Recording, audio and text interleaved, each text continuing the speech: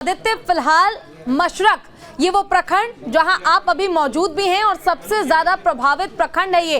फिलहाल वहां पर मरने वालों का आंकड़ा अब कितना ज्यादा बढ़ गया है और क्या अब भी लोग अस्पताल में भर्ती हो रहे हैं, क्या अपडेट है इस मामले को लेकर?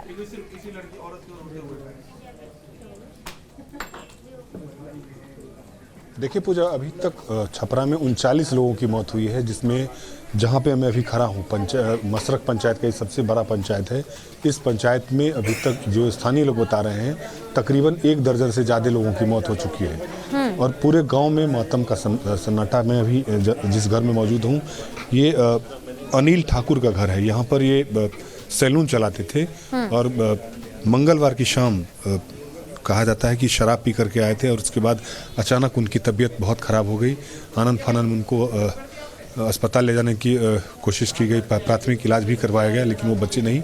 आज उनका अंतिम संस्कार हुआ है और अभी मैं उस परिवार में मौजूद हूँ। देख सकते हैं कि अनिल ठाकुर के जो बेटे हैं वो हमारे साथ मौजूद हैं। हम बात करते हैं उनसे। क्या हुआ था?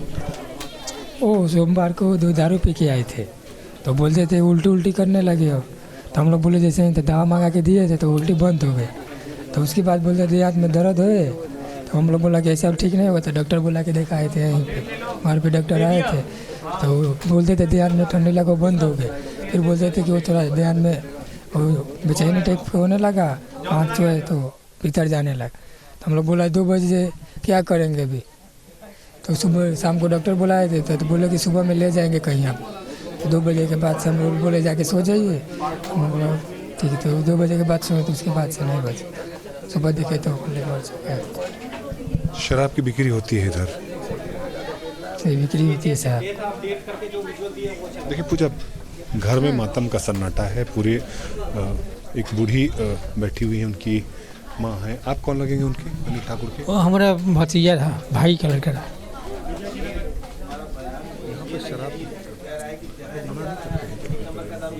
अब तो जो पीता है वही तो बता सकता है कि कहाँ मिलता है। हम तो नहीं पीते हैं, नहीं हमको मालूम है। जो पीता है उसी को नहीं मालूम होगा जहाँ कौन जगह मिलता है। तो पूजा, अब देख सकते हैं घर का जो माहौल है, तमाम मास पर उसके लोग भी यहाँ पे आए हुए हैं और हम बात करते हैं। उनकी माँ है, उनसे क्या हुआ था? क्या हुआ था? हम ना रहनी बबुआ ने दीवार वो जन का घर तो रहने बबुआ के बोल चल बन हो गल तो पोता यह बाबा ने पापा नहीं खन बोला आँख तोड़े रह गल। बबुआ का दुआला था उल्टी होखे लगा। कहियो दारू ना पियो तो ना ये पियो वाला के खिया बबुआ को उल्टी डॉक्टर आई सी दवाई हम नहीं खिजा बबुआ जो कहाँ पिया ले कहाँ उहे एगो बेटा 4 गो पोता वालो एगो बेटा। ये बात नहीं बड़ा जाना था नहीं ना तारू कुछ नहीं किया जाना बे बबुआ हमार घरवा बाहर हम बबुआ घरवा रहता है।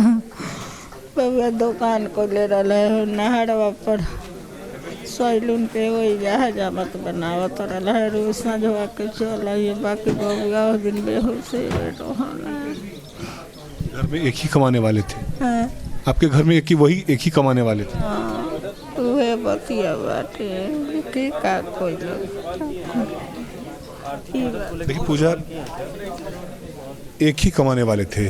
अनिल ठाकुर नाम था, सैलून उनका यहाँ पे चलता था और उनकी माँ कह रही है कि 4 पोते हैं उनके।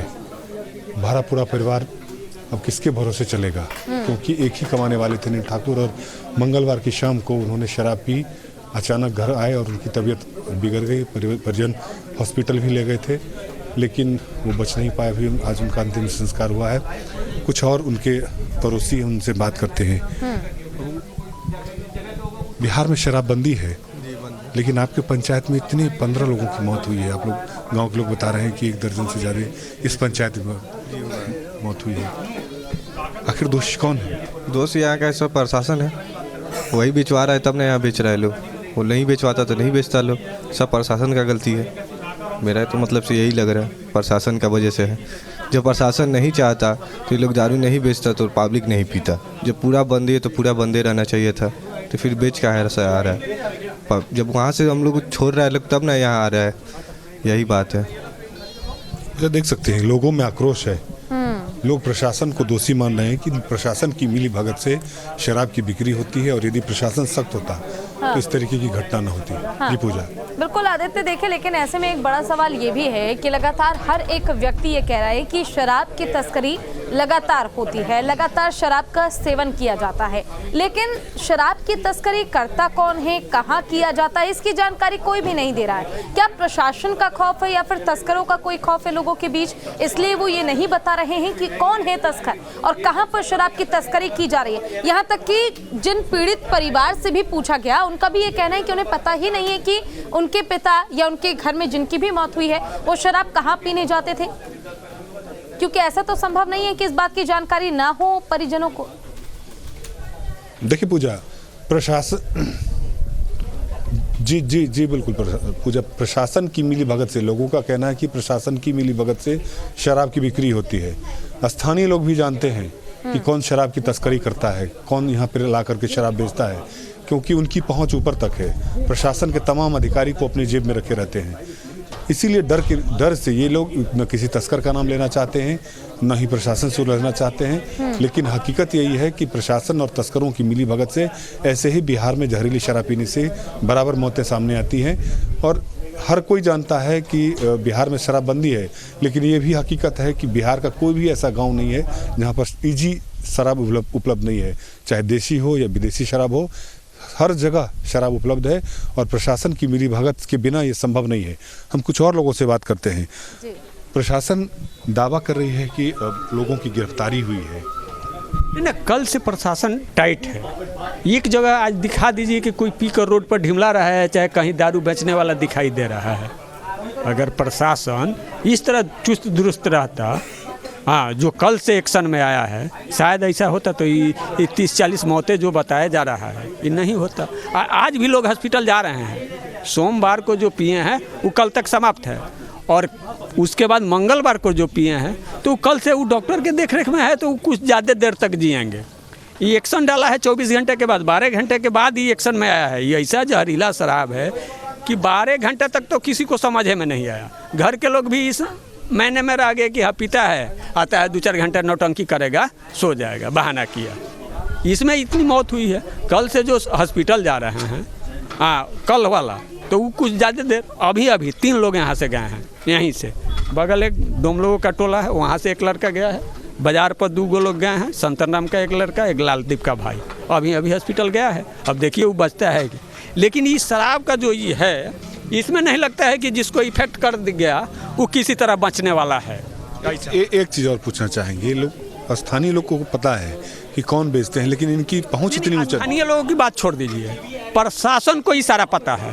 क्षेत्रीय थाना जो है वो सब रिकॉर्डेड लिस्ट है उनके पास। कल से लिस्ट लेकर रात में घूम रहे हैं, 3 बार छापा पड़ रहा है। ये पहले नहीं था रिकॉर्ड, कल मिला है रिकॉर्ड कि पहले से था। सारे लोग 1-2 बार अरेस्ट हुए हैं। अभी प्रशासन की दोष है कि कोर्ट की दोष है कि जमानत पर छोड़ दिया, कह दिया कि फिर जाओ बेचो। अब वो कह दिया कि खुद लोग ढीठा गए कि हाँ हमको बेचना है। तो स्थानीय लोग, कमज़ोर लोग क्या बताएं कि कौन बेचता है कौन नहीं बेचता है। जब वहाँ से वो इजी वे में आ जाते हैं फिर वही काम करते हैं, और उस पर प्रशासन है चाहे कोर्ट अंकुश नहीं लगा पा रहा है, तो हम लोग क्या लगा पाएंगे। लंबा चौड़ा इन लोगों का नेक्सस है। तो इससे तो यही ना लगता है। ऐसा तो नहीं है कि रिकॉर्ड आपको ढूंढना है, खोजना है कि हम बताएं कि फलाना बेचता है। आपके पास तो रिकॉर्ड है, तो कहीं तीसरा जगह से तो वो नहीं पिया होगा। यही बात है। और ये अलॉट का जो पूजा, स्थानीय लोगों का सीधा आरोप है कि प्रशासन के पास पूरी जानकारी है, पूरा लिस्ट है कि कौन कौन इस इलाके में शराब की तस्करी करता है, कौन शराब बेचता है। लेकिन प्रशासन की मिली भगत के कारण शराब के जो तस्कर हैं वो खुलेआम शराब बेचते हैं। और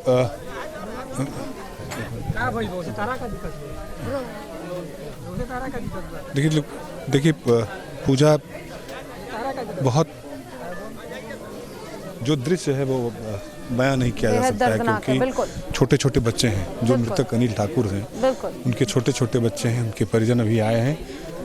देख सकते हैं कि पूरे परिवार की क्या आदित्य, स्थिति यहाँ है। पर आपसे उनके, ये भी जानना चाहूंगी उनके पिताजी कि हैं, अनिल के देखिए बाबूजी हैं। बहुत से परिवार जो है वो पीड़ित हैं, क्या आर्थिक सहायता को लेकर कोई अपडेट अब तक आप इकट्ठा कर पाए हैं? क्या सरकार की ओर से कोई पहल इन पीड़ित परिवार की ओर किया जाएगा?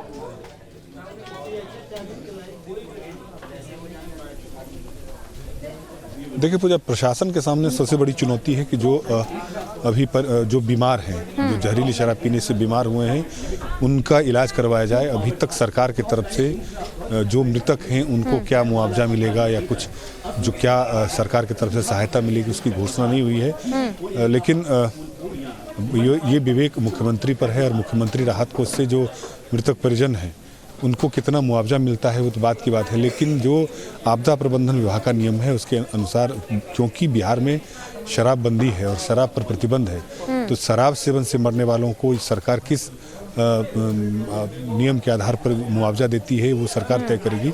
लेकिन अभी तक सरकार की तरफ से किसी भी तरीके का मुआवजा का ऐलान नहीं किया गया। जी पूजा, क्या परिजनों को कोई उम्मीद है सरकार से?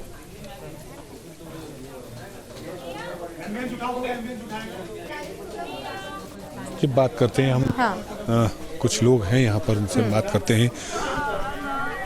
प्रशासन की तरफ से कुछ आपको बताया गया है कि कुछ मुआवजा या सरकारी राशि? नहीं, कुछ नहीं बताया गया सर। हम लोग कुछ पता भी नहीं, कुछ बताया भी नहीं गया है। अभी तक इन लोगों को कोई जानकारी नहीं मिली है कि सरकार की तरफ से इन लोगों को क्या मिलेगा, जो पीड़ित परिवार है उसको क्या सहायता मिलेगी, इसकी जानकारी अभी तक नहीं दी गई है। जी पूजा। आदित्य, आज बीजेपी का एक डेलीगेशन ग्रुप भी पीड़ित परिवार से मुलाकात करने के लिए आ रहा है, तो क्या पीड़ित परिवार को भारतीय जनता पार्टी से कोई उम्मीद? एक बार ये भी जानने की कोशिश कीजिए। देखिए पूजा, बीजेपी और पप्पू यादव, जन अधिकार पार्टी के जो अध्यक्ष हैं पप्पू यादव, वो दोनों, बीजेपी का भी प्रतिनिधिमंडल 2 बजे के बाद कहा गया था कि 2 बजे के बाद प्रतिनिधिमंडल यहाँ पर जो पीड़ित परिवार हैं उनसे मिलेंगे। उसके अलावा पप्पू यादव भी आज आ रहे हैं, छपरा मसरख भी आएंगे और तमाम उन इलाकों में जाएंगे जहाँ पर जहरीली शराब पीने से मौतें हुई हैं, तो उन परिजनों से मिलेंगे।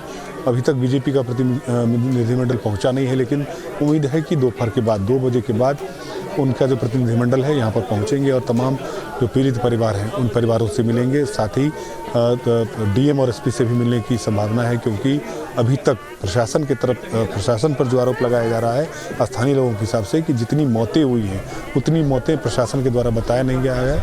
जो सरकार की तरफ से जो आंकड़े दिए गए हैं मतों की, वो बहुत ही कम है, उससे ज़्यादा मौतें हुई हैं।